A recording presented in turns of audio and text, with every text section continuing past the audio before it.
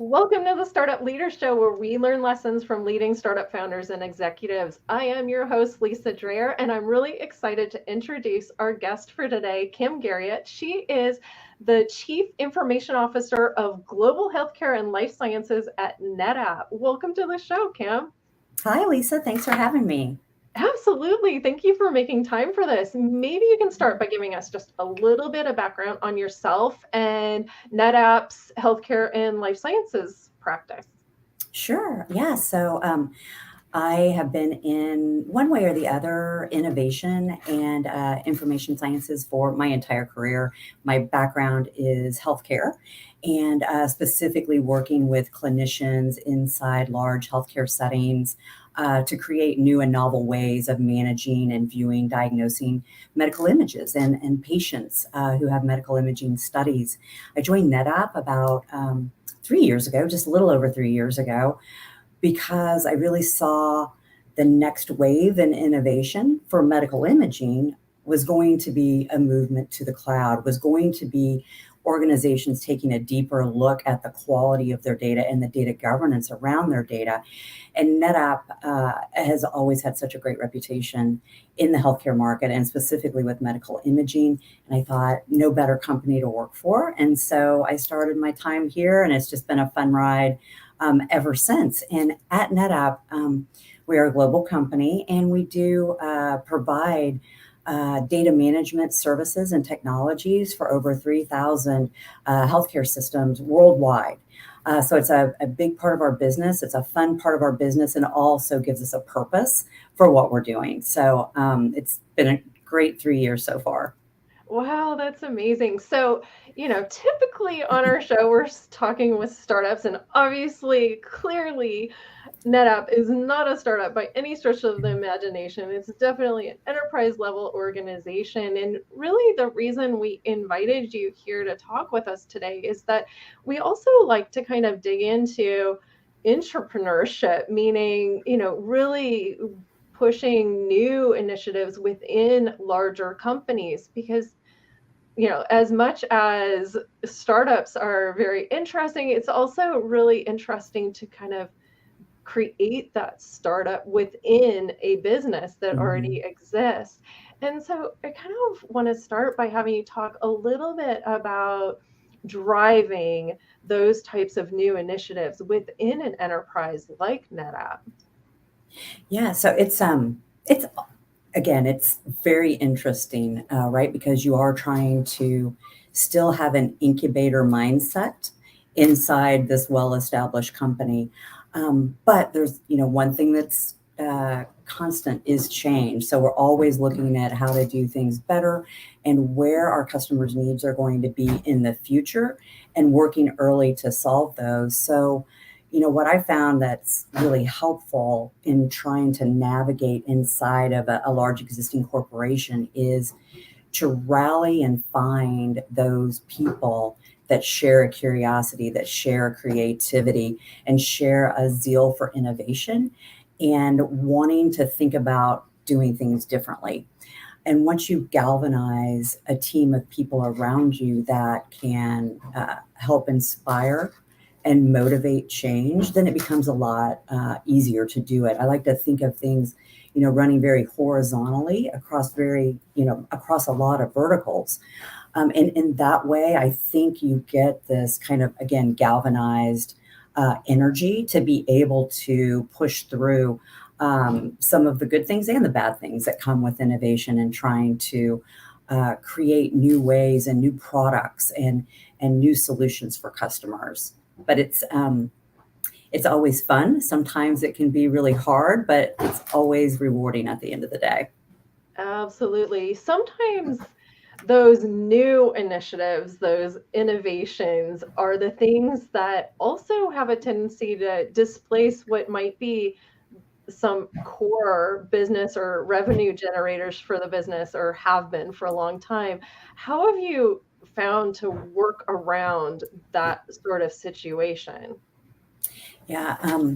So when you're working inside of a large existing company that has had, a 30-year track record of success, you need to be able to show that the path that you're walking down is going to lead somewhere. And so for me personally, one of the best ways is to find a lighthouse customer, or that one customer that's willing to like take that jump with you and be able to exercise the solutions that you're trying to develop. And then that shows to a broader audience within your company that there is interest in this solution. And that's one thing you always have to care for. And when you're, thinking about innovation, the definition of innovation is something that's novel. So going down traditional marketing routes, like doing a lot of research to understand industry trends and what's the global TAM, that, the total addressable market that a solution is going to be able to serve, it's sometimes challenging because, again, a novel effort isn't probably going to have a lot of documented analyst research. So you need to be creative about doing that. And then that takes you to, and you should do this anyway, right? But it seems obvious, but it's not always obvious, that you need to go and deliberately talk to your customers, not necessarily even in a sales mode, but in a consultative way, and conduct what we call listening sessions, really listening to in guiding a customer or partner through a listening session, so you can validate and use them as a sounding board for, hey, what do you think the market's going to bear this, or what are you hearing, or talking to customers, what are the things that you're looking at on your strategic roadmap 3, 4, 5, 10 years out on the horizon. I know 10 years is really out there, but say 5 years out on the horizon. And in that way, you're coalescing substantiation for the work efforts that you have. So when you blend, getting like native data, if you will, from listening sessions, and combining that with what market research you may be able to find, along with galvanizing around a lighthouse customer, then that really helps doesn't clear the path, but it starts to open the path so that you can push through with the innovation, and people can see the good things that are going to come from it long term, and they can start to envision the energy that you bring into it as an innovator. Yeah, absolutely. When you're speaking with these customers or potential lighthouse customers, and you're talking about these listening sessions, I think sometimes it can be challenging to get people kind of opening up and talking. What are some of the best ways to get that customer talking, and so that you can really listen? Yeah, I think it's really important to set the stage that you're not there to sell product. You're not there to have a conversation that is going to, really, like, the next words out of your mouth be like, okay, wait, we've got a solution for that, right?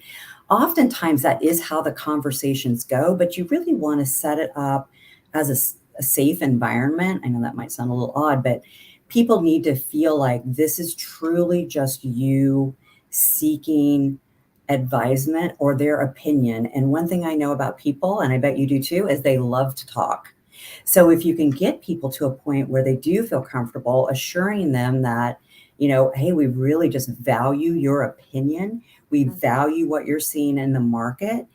And oftentimes people like to know that the input that they're giving might help to shape a future solution, or may help to shape an industry, right? So I find that people are pretty open at wanting to talk about that, and then also knowing that what they share with you to a large extent is going to be kept confidential, and you're really just gleaning the trends and the highlights, and ensuring that if you feel like you hear something that's so compelling that you want to attribute it directly to the person that you're speaking with, just ensure that they're comfortable with that you get permission to do that. And generally that really, clears the ways to have these conversations. And then, of course, we never underestimate the power of relationships. And this is where our sales folks come in just, shining stars, is by having these deep relationships of trust already established. So then you can layer onto those relationships and have a very easy conversation. Yeah. When you look at the healthcare and life sciences market specifically, what are some of the biggest changes you see coming? I think you kind of talked a little bit about it in the opening, but maybe you can go into a little bit more detail. I think that some of the biggest changes, right? Data management and AI, or at least we're all talking about AI. We know there's a lot of AI being applied, but we also know there's a lot of AI being built that's looking for a problem to solve. So, with that, with the data management side of it, we are seeing, I just totally lost track of your question, Lisa. I'm sorry. That's the beauty of being live. That is when you forget the Right? questions that Yeah. you lead in with. Yeah, no. So just kind of talking about some of the biggest changes that are Yeah. happening Yes. in the healthcare and life sciences. Yeah. Yeah, exactly. So we see organizations are really starting to be more cautious about how they manage their data. The amount of data is just growing exponentially. And, especially when you look at the area that I grew up in, if you will, medical imaging, which is broadly used across life sciences and the healthcare provider industry space, the data management aspects of that are just wildly growing. So if you look at the entire data sphere globally, we know that 30% of that global data sphere is related to healthcare data. It is healthcare data. And we also know that inside all that healthcare data, 80 to 90% of the healthcare data is medical imaging data. And that is growing on just unbelievable speeds, Lisa. We're used to radiology imaging or cardiology imaging. But when you look at this new field coming online where we're finally digitizing pathology workflows, right? So those glass slides that tissue samples or other types of samples go on, and pathologists put them in a microscope. We did it when we were in chemistry class or biology class. We're now digitizing those glass slides, and they are 20, 30 times larger, at least, than a single radiology image. So we're seeing organizations that are used to managing terabytes of data, or maybe a petabyte or two of radiology data. Now we're going to see them generating a terabyte or more a day just by supporting digital pathology workflows. So now organizations are having to look at it strategically. How do we begin to manage all of this data? How do we scale while meeting the sustainability concerns that are now coming up?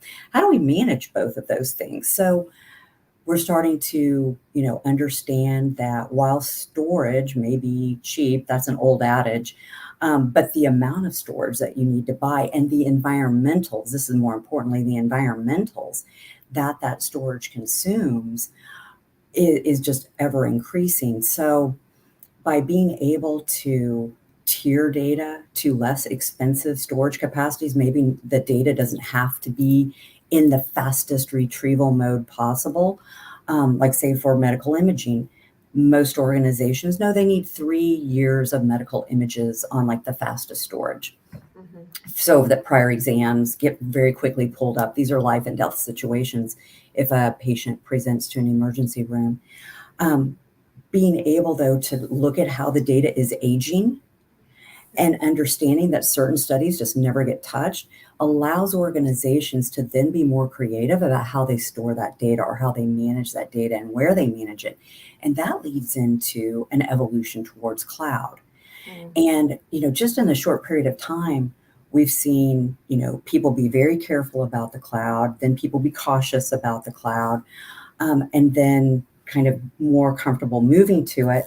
And now we're seeing people say, okay, I understand what I can do in the cloud better. Still maybe have to have some things figured out.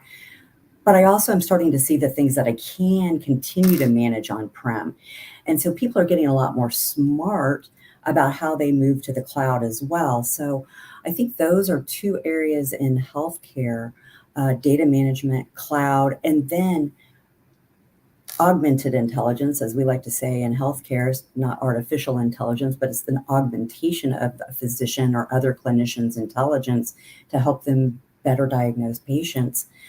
This is then driven by better data management, Cloud sometimes is needed for high performance computing environments to be able to feed the AI models, to be able to teach those models. So I think really, if I had to sum it up for healthcare technology, those would be the three primary areas.